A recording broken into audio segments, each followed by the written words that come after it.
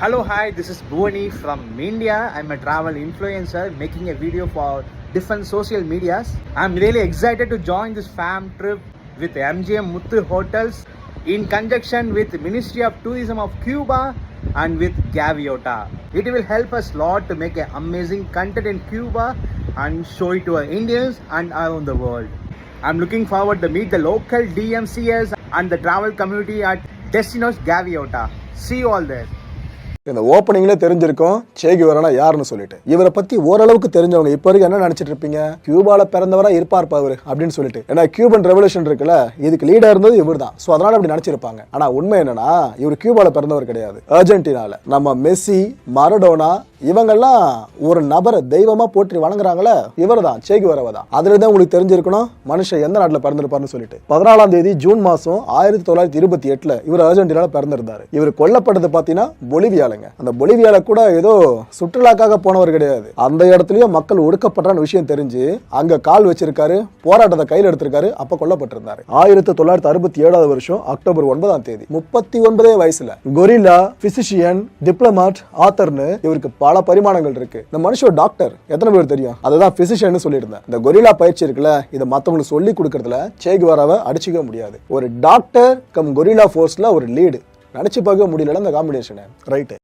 Cuba, officially the Republic of Cuba, is a country comprising the island of Cuba as well as Isla de la Juventud and several minor archipelagos.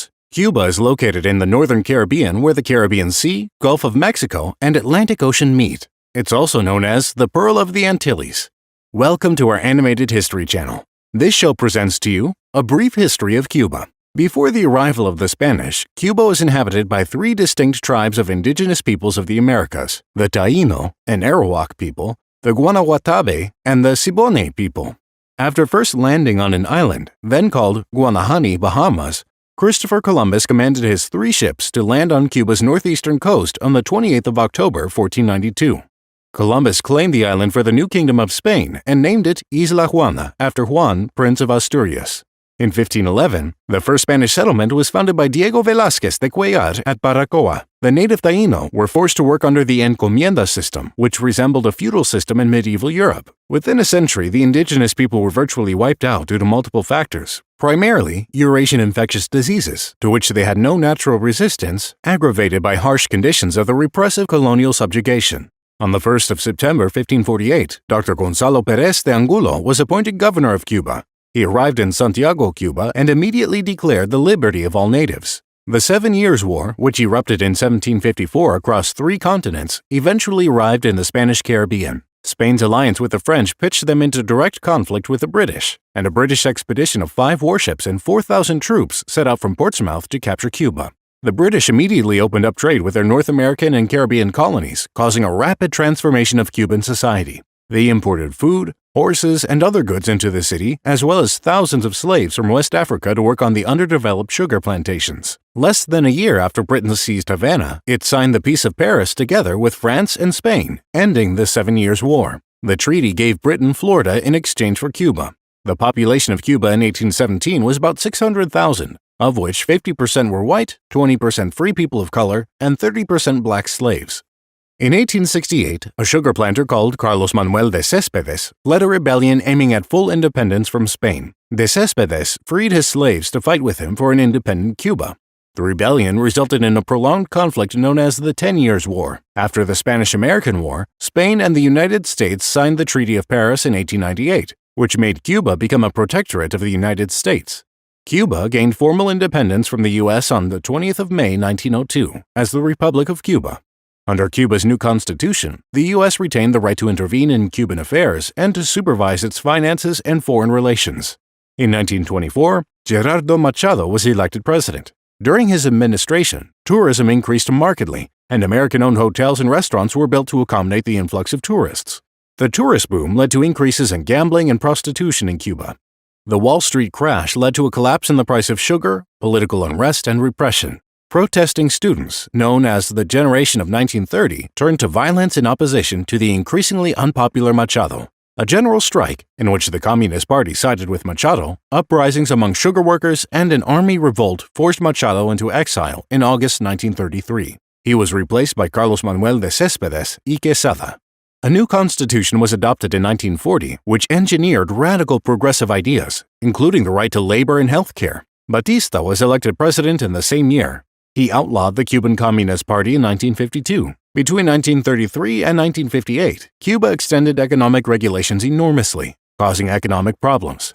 The middle class, which was comparable to that of the United States, became increasingly dissatisfied with unemployment and political persecution. Batista stayed in power until he was forced into exile in December 1958. In 1956, Fidel Castro and about 80 supporters landed from the yacht Granma in an attempt to start a rebellion against the Batista government. It was not until 2 years later that Castro's July 26th movement emerged as the leading revolutionary group. As the relationship between U.S. and Cuba worsened because of the promulgation of the Agrarian Reform Law between 1960 and 1964, the U.S. imposed a range of sanctions, eventually including a total ban on trade between the countries and a freeze on all Cuban-owned assets in the U.S. Later, Castro signed a commercial agreement with Soviet Vice Premier Anastas Mikoyan. The Cuban Missile Crisis occurred in October 1962. A few months later, Cuba was moving towards a full-fledged communist system modeled on the USSR. During the 70s, Fidel Castro dispatched tens of thousands of troops in support of Soviet-supported wars in Africa. The standard of living was extremely Spartan, and discontent was rife. The country faced a severe economic downturn following the withdrawal of Soviet subsidies worth $4 billion to $6 billion annually, resulting in effects such as food and fuel shortages. In February 2008, Fidel Castro announced his resignation as president of Cuba. On the 24th of February, his brother, Raúl Castro, was declared the new president. In his inauguration speech, Raúl promised that some of the restrictions on freedom in Cuba would be removed. Raúl Castro removed some of his brother's appointees. The country has been politically and economically isolated by the United States since the revolution, but has gradually gained access to foreign commerce and travel as efforts to normalize diplomatic relations have progressed. Domestic economic reforms are also beginning to modernize Cuba's socialist economy. Thank you for watching. Please subscribe to our channel for new videos updated daily.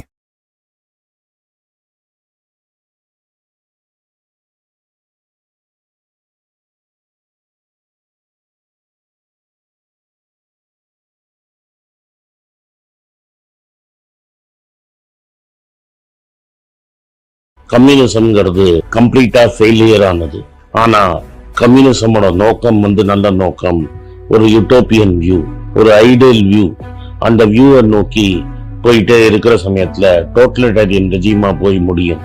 Communism தவறு, குலாக்னு ஒண்ணு இருந்தது, யுக்ரைன்ல பஞ்சத்துல பல கோடி பேரை ஸ்டாலின் கொண்டாரு அப்படின்னா communism ஃபெயிலியர்னு ஒத்துக்க மாட்டாங்க. அதுக்கு வேற ஏதாவது காரணம் சொல்லுவாங்க. மார்க்ஸ் வரத்துக்கு முன்னாடி ஒர்க்கரை ரொம்ப மோசமா நடத்திட்டு இருந்தாங்க.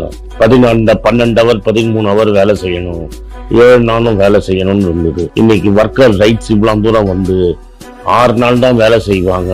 யூரோப்ல 48 ஹவருக்கு மேல யாரும் வேலை செய்ய மாட்டாங்கன்னு ரைட்ஸ் கிடைச்சிருக்குன்னா அதுக்கு மார்க்ஸும் கம்யூனிசமும் ஒரு முக்கியமான காரியம். அதோட நிறுத்திக்காம அதுதான் ஐடியல், எல்லாமே கவர்மெண்ட் பண்ணணும்னு நம்ம நினைச்சோம்னா அது முட்டாள்தனம்.